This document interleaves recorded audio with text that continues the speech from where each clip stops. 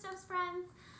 Today I'm going to be doing some more lower back herniated disc exercises.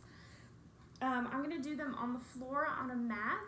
It's the best place to do them, but you can also do them on your bed if you feel like it's firm enough for you, okay?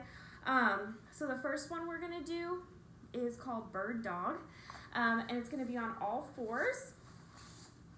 And you want your back nice and straight, and you're just going to reach out with your opposite arm and opposite leg, and you're going to hold as long as you can and then bring it back down.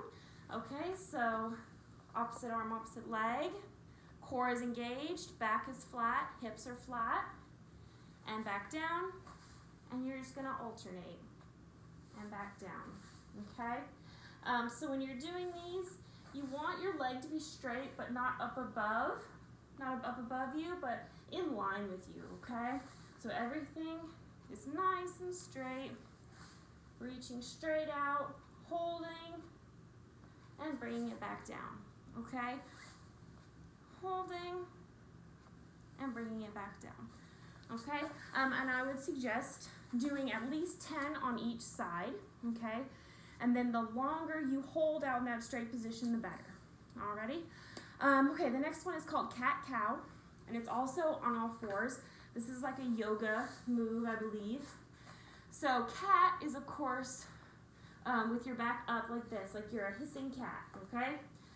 Cat is up, cow is sunken, okay? So with this, you're letting your bottom kind of push out.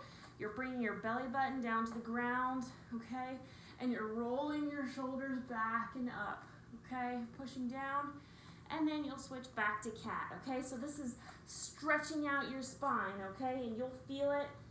Cat pushing out. With cat, you want your belly button going to your back, rounding out your shoulders, kind of creating that bump, back down to cow, okay? So you do these nice and slow, hold, and then hold for cow, and hold for cat, okay? So you're just gonna go back and forth with these, okay? And I would do, at least 10 cats and 10 cows. Obviously, the longer you hold them, the better, okay? So that's cat-cow. Next, we're gonna do some clams, okay? So these are great for your hip flexors, and it's good to kind of strengthen everything around your lower back when you're having lower back pain. So your core and your hips as well. So with these, your feet are stacked, your legs are stacked, your knees are bent. You're not quite in the fetal position, but your knees are bent up a good bit. Okay, so I'm laying on this side. I don't want to be up anymore. I want to be nice and low. Okay. So you're going to keep your feet together, and you're going to pick up your top knee. So you're going to open up like a clam. That's why they're called clams. So I'm keeping my feet together when I do these, and in that way you are just making your glutes and your hip flexors do all the work, okay? You don't want anything else helping them. They're going to do all the work. And then again with these, the slower and the longer you kind of hold it open, the better it is for you. Just kind of make a little pause when you get to the top and then close back down, okay? So kind of feel it out. You don't want to be all the way up here. You don't want it in front of you. You want it nice and below you. Pick it up and put it down. You'll really feel that all back here, okay? So those are clams. Okay, so now we're going to flip onto our back and do some bridges. Bridges are great for your lower back.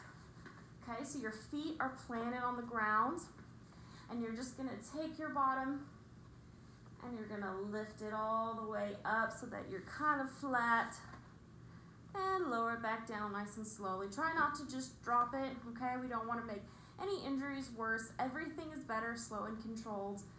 And when you do this, you want to kind of tilt your pelvis forward as you go into it, okay? And then let your pelvis roll back forward, okay? So you're going to tilt it and lift and back down. And then these are good to kind of hold for a second as well, okay?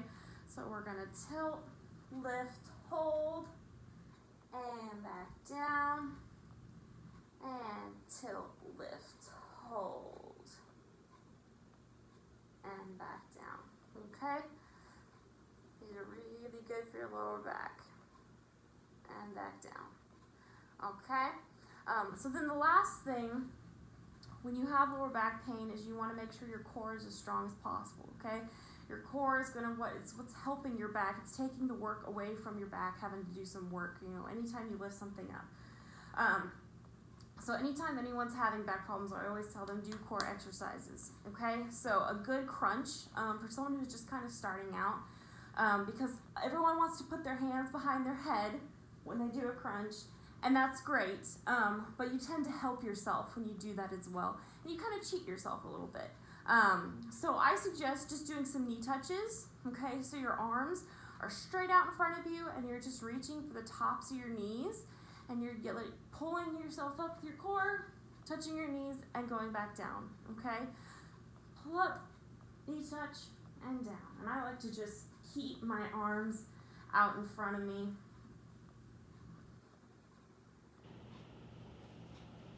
Okay? Real simple. Okay, pull it up, touch them. I like to do it about 15 of those if you're starting out, okay? That is all I have for you.